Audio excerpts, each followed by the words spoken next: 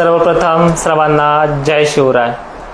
5 August आज आहे आणि मागील व्हिडिओमध्ये सांगितल्याप्रमाणे वातावरण हे ढगाळ, त्याप्रमाणे काही ठिकाणी फटकाऱ्यांचा वर्षाव चालूच आहे।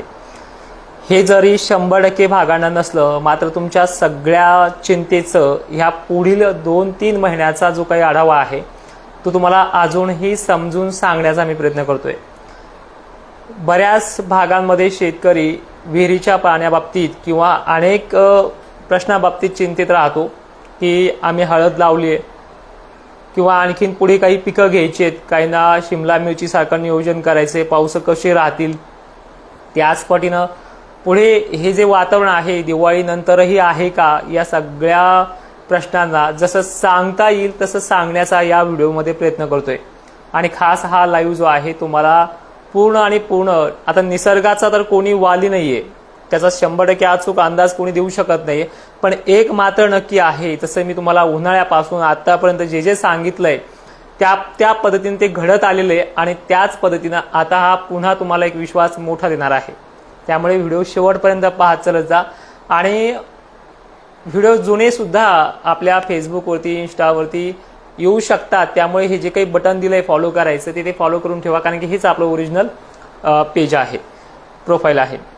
आज जर आपण बघितलं 5 ऑगस्टला तर सांगली, सोलापूर, कोल्हापूर, पुणे या भागांमध्ये पावसाचा जो काही प्रभाव आहे तो आहे संध्याकाळपर्यंत। धुळ्यात तुरळक ठिकाणी, विदर्भ मराठवाड्यात मोजक्या ठिकाणी हे शेड्यूल असणार आहे। आता तुम्ही म्हणताल की उघडायला पण पाहिजे आणि त्याच भागातनं पुन्हा दुसरी कमेंट येते की हा पाऊस चांगला कधी आहे। या दोन्हीचं तुम्हाला मी गणित समजून सांगतो। ही जी काही 15 ऑगस्ट आहे, या 15 ऑगस्ट पर्यंत म्हणजे आजपासून 10 दिवस पुढचे पाऊस मोठे नसणार आहेत आणि आहे सुद्धा। ही दोन्ही गोष्टी काय बोलतोय, कारण की दोन्ही कमेंटला अशा पद्धतीने उत्तर देईल की ज्यामध्ये तुम्हाला ती समजून जाईल। पाऊस आता जो पडतोय तो काही ठिकाणी मोठा पडतोय, लातूरमध्ये असे काही भाग आहेत तिथे मोठा पाऊस झालाय, काही ठिकाणी असा पण भाग आहे तिथे तुरळक ठिकाणी पडतोय। पण या प्रश्नांचं असं उत्तर असेल की हा जो पाऊस पडतोय हा सगळीकडे पडत नाहीये, जो 15 तारखेपर्यंत 16 तारखेपर्यंत सगळ्यांना सारखा किंवा मोठाच पाऊस पडेल असं नाहीये सध्या। मग तुमच्या फवारणीला काही गावांना अडथळे घालील, काहींना घालणार पण नाही। दिवसभर नुसतं गोंगारण, धुरकट वातावरण, ढगाळलेली परिस्थिती, धर उन्हाळी तापणार नाही पण गरमी 11-12 वाजता जाणू लागेल। हीच परिस्थिती मराठवाडा, विदर्भ, दक्षिण महाराष्ट्र, पश्चिम महाराष्ट्रात आहे। मग थोडेफार साठकारे जास्त प्रमाणात जे राहतील ते दक्षिण महाराष्ट्र, मराठवाड्यात तुरळक ठिकाणी आणि विदर्भात तुरळक ठिकाणी, रात्रीच्या वेळेला गोंदिया, चंद्रपूर भागामध्ये तुरळक ठिकाणी असे आहे। काहींना 100% उघडीप पाहिजे, पण पावसाचं एक गणित आहे, एकदा घेत नाही आणि घेतलं की पिच्छाच सोडत नाही, ही पद्धत त्या भागांमध्ये चालू राहील। तर अशा प्रकारचं आहे। 5 तारखेच्या पुढे म्हणजे 6, 7, 8 हे जे काही वातावरण आहे हे मग छत्रपती संभाजीनगरला पुन्हा फटकारे, वाऱ्याचा जो थोडा वाढेल 6 तारखेला आणि हे जे धुरकट वातावरण आहे हे कमी जास्त व्हायला लागेल। 7 तारखेला 7 ऑगस्ट पासून वातावरण पुन्हा फवारणीच्या जागी 4 विभागामध्ये आहे, ठीक आहे। मग नंदुरबार असेल, शहादा असेल, विदर्भ असेल, खानदेश असेल, पश्चिम महाराष्ट्र, कोकणामध्ये पाऊस चालू राहणार आहे, बारीक किंवा मध्यम। तर मोठा पाऊस कधी हवे पाहिजे, कधी आहे, हे तुम्हाला मी सांगण्याचा प्रयत्न करेन। थोडं लक्षात पूर्वक आहे का, ह्या सगळ्या 10-12 तारखेपर्यंत हे असं गणित आहे। नागपूरच्या भागांमध्ये जे बंगालचा उपसागर आहे तिथे एक पुन्हा छोटे मोठे लो प्रेशर्स बनत राहतील, हालचाली आहेत। त्यामुळे नागपूरसह गोंदिया, चंद्रपूर फक्त एवढ्याच कोपऱ्यामध्ये, बाकीच्या महाराष्ट्रात तिकडे दुर्लक्ष करायचे, फक्त एवढ्याच कोपऱ्यामध्ये 12-13 तारखेला थोडा पाऊस वाढणार आहे। त्यामध्ये मग भाग येतोय नांदेडचा परिसर सुद्धा काही प्रमाणात असेल, पण हा पाऊस जो आहे तो वाढेल असं सांगितलं। लगेच सगळे गावं लगेच कान टव करून पाहू नका, हा मोजका भाग आहे। मग यामुळे मोठा पाऊस जो आहे तो 16 पासून 17 पासून ऍक्टिव्हिटीला सुरुवात होईल। बंगालच्या उपसागरात लो प्रेशर हे 15-16 नव्हे, ते त्या अगोदरच बनेल, पण ज्यावेळेस ते महाराष्ट्राच्या दिशेने, एमपीच्या दिशेने यायला वेळ लागणार आहे, तो वेळ म्हणजे 15, 16, 17ची तारीख। यामध्ये 2 दिवस आधी येईल, 2 दिवस उशिरा येईल, पण येईल मात्र। आता या लो प्रेशरनं आता मागच्या वेळेस ज्या कमी दाबानं 31-31ला विहिरीचं पाणी वाढवले तो भाग आहे 60%, 65% आणि 70%, आणि विदर्भाचा बघितला आणि खानदेशचा बघितला तो 80%ही मोजतोय।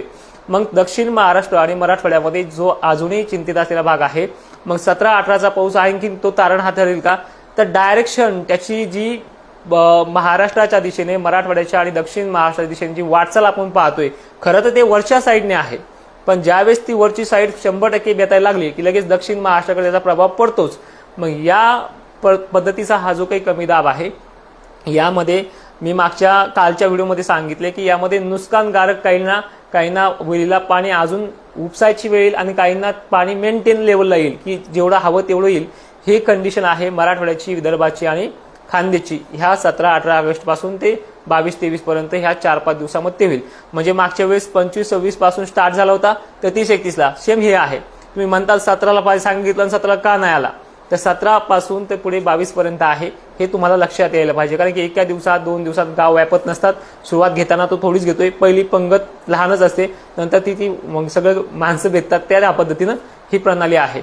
तर याची मर्यादा आणि वाढ जी आहे ती सोलापूरपर्यंतही चांगली आहे, धाराशिवपर्यंतही चांगले आहे, त्यानंतर बीड जिल्हा चांगला आहे, नांदेडचे जे हालच होऊ शकतात, त्यानंतर अहिल्यानगरला सुद्धा चांगला आहे. थोडंफार पाणी मागच्या पावसात काही तुरळक भागात वाढले, तर आता ह्या पावसात काही भागांमध्ये वाढेल, पण 100% आणि सगळ्याच गावांचे मोठे पाऊस जे आहेत याच्यामध्ये तर काही प्रमाणात म्हणजे मागच्या इतकं तर आहेच, पण पुढे जे येणार आहे 12 सप्टेंबर वगैरे वगैरे, यामध्ये तुमची चिंता मिटणार आहे. त्यामुळे तुम्हाला मी व्हिडिओ सुरुवातीला सांगितलंय की पुढच्या 3-4 महिन्यामध्ये तुमच्या सगळ्यांच्या चिंता मिटतील, पण हे सुरुवात 17-18 पासून सुरुवात होणार आहे.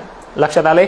आता खानदेशला आणि विदर्भाला यापेक्षाही जास्त प्रमाणामध्ये रेलचेल असणार आहे. आणि त्या अर्थी मागच्या रिपोर्टमध्ये IMDने सुद्धा सांगितले की विदर्भाला पाऊस कमी होईल, पण त्या अर्थी त्यांनी कबूल पण केले, सानप सरांनी कालच कबूल केलंय की पाऊस सुपर एल-निनोच्या तुलनेमध्ये जास्त झालाय आणि दुष्काळाच्या तुलनेमध्ये बरा झालाय. तर ही प्रक्रिया तुम्हाला माहिती आहे. आता ज्या शेतकऱ्यांना चिंता वाटते त्यांना एकच सांगेल की 1972चा दुष्काळ किंवा पाऊसमान कमी आहे, हे तुमच्या मनाला तरी वाटतंय का यंदा पाऊसमान कमी आहे? हे विषय जाऊ द्या, 2025 वर्ष जाऊ द्या, पाऊस सरासरी इतका पडायला लागलाय आणि अनेक ठिकाणी तो पडतो सुद्धा आहे. पण तुम्ही ह्या 1-2 महिन्याच्या पावसावरती डिपेंड राहू नका. अजून सगळ्यात मोठा जो पॅटर्न असतो, जो एका दिवसामध्ये, एका घंट्यामध्ये नदी नाल्यांची जी काही दशा करतो, शेतकऱ्यांचं जे काही नुकसान करतो, ते पावसा अजून राहिलेले आहेत. मग सुपर एल-निनोचा रोल काय आहे? बरेच जण विचारतायत सर सुपर एल-निनो, कारण की वैज्ञानिक कारणही दिलं पाहिजे. सुपर एल-निनो आहे आणि त्याच ताकदीनं तो उभा पण राहिलेला आहे. त्याच्या जर भरोशावर जर भारताचं गणित असतं तर खरंच यंदा 1972 पेक्षाही वाईट परिस्थिती आली, पण तो एकट्या भारताचं गणित ठरत नाही. हे तुम्हाला मी वारंवार माझ्या व्हिडिओच्या माध्यमातून सांगत आलेलो आहे की 2026च्याच 5 मार्च रिपोर्टमध्ये सांगितले की यंदा आयोडी तारणहार आहे. तोच रिपोर्ट आहे. तुम्हाला माहिती आहे त्या उन्हाळ्यामध्ये त्यावेळेसही सगळ्यांचे रिपोर्ट वेगळे होते, पण त्यावेळेस ठामपणे भूमिका सांगितली यंदा आयोडी तारणहार आहे आणि हा आयोडीच परतीच्या पावसाचं मोठं गणित वाढवतोय. त्यामुळे काळजी का करताय? ठीक आहे. तर अशा पद्धतीनं 17-18 पासून पाऊस वाढणार आहे. त्यामध्ये जवळपास खानदेश, विदर्भ आणि मराठवाडा जास्त असून पश्चिम महाराष्ट्र आणि दक्षिण महाराष्ट्राला त्याचा लाभदायक फायदा देखील होणार आहे. आणि भलेही पश्चिम महाराष्ट्र तो कमकुवत परिस्थितीत घेत असला तरी विहिरीचा पाण्याचा प्रश्न मिटल्याशिवाय राहणार नाही. आणि त्यावेळेसच हा परतीचा पाऊस घेऊन गेल्याच्या नंतरच तुम्हाला मी विचारेल की कसा दुष्काळ होता आणि ओला दुष्काळ आहे सांगा. ठीक आहे. आता अनेक जण हिवाळ्या संदर्भात हे देखील विचारतात, आमचे भुजबळ सर असतील तर नक्कीच पुढे बघूयात. सध्या मला काही कमेंट घ्यायच्या आहेत, त्या कमेंट घेऊयात. करा कमेंट सगळ्यांनी, नक्कीच भुजबळ साहेब व्हिडिओ बनेल. 7-8 पासून ते 15 पाऊस कसा आहे आपल्या भागामध्ये ना? धुरकट वातावरण, उन्हाचा एखादा चटका 10 तारखेला. 7-8 पासून पाऊस आहे, पण तो सर्व दूर नाहीये. वापसा वगैरे होतील, कामे वगैरे करता येतील. सुरेश पिठावरे सर, वडील सुरू आहे, गाव कुठे आहे माहित नाहीये, तालुका वगैरे टाकत चला जा. डिस्ट नांदेड, सध्या तुमच्या भागात आजही पिटकारी चालू राहतील. थोडं टेन्शन आहे पावसाचं, कारण की तुमच्या भागामध्ये परेशान केलंय काही गावांना पाऊस मिळणार आहे. आज आणि उद्या सटकार आहे, 7-8 पासून थोडी कमी होतील. कोपरगावला रोज पाऊस आहे, पण दादा कोपरगावमधूनच मला कमेंट येते की आमच्याकडे थेंब बी नाहीये. मला एक म्हणायचंय, थेंब नाही तर मग शेताचे फोटो पण टाकत चला, मला बघू द्या थेंब नसलेल्या भागात माल गुडघेतके झाली कशी. मी हे मजेशीर बोलतोय बरं का, मला तुमच्यावरती विश्वास आहे, पण अशा पद्धतीनं कमेंट करू नका की थेंबच नाही, 2 महिने झाले आमच्याकडे थेंबच नाही. मग पेरणी झाली कशी? विहिरीला तर पाणीच नाहीये, तोही तुम्ही म्हणताय. ठाणेला वारे आता ऑगस्ट सप्टेंबरला हवा कशी होणार आहे? आपल्या भागामध्ये हे बघा, जे पश्चिमी वारे आहेत ठाणे, पालघर, पश्चिम महाराष्ट्रामध्ये, तर या टायमिंगमध्ये वारे तुमच्या भागात 15-16 पर्यंत हे जे पश्चिमी वारे आहेत ते राहतीलच, कधी कमी कधी जास्त. ठीक आहे. गेवराईला जोरात 17-18 आहे. राहुल भिसे सर तुम्ही कमेंटमध्ये तालुका वगैरे टाकत चला जा, मलाच लक्षात येईल.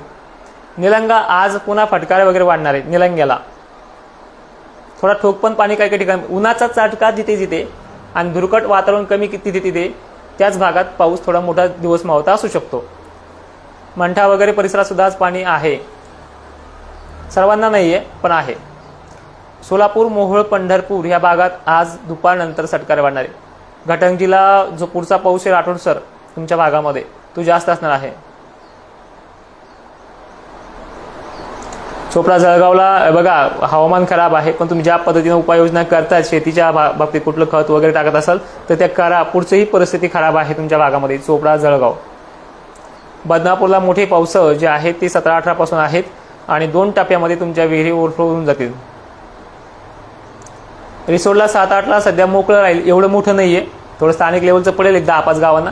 पाऊस जास्त नाहीये 7-8ला, कामं करता येईल. बीडला पण चांगला आला खांडे सर, नक्कीच.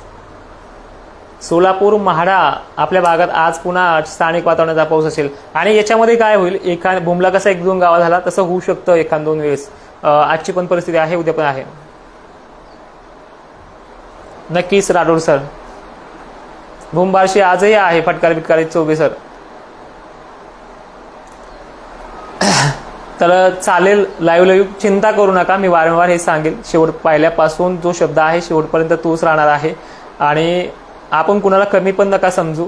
जे IMDनं कबूल जरी केलं असलं सानप सरांनी, तो माणूस इतका चांगल्या पद्धतीने एक्सप्लेशन करतो, त्या माणसाला चुकीचं ठरवले जाऊ नये ही माझी विनंती असेल.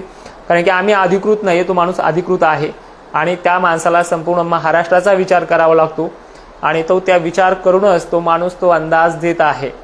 ठीक आहे. जय शिवराय, धन्यवाद.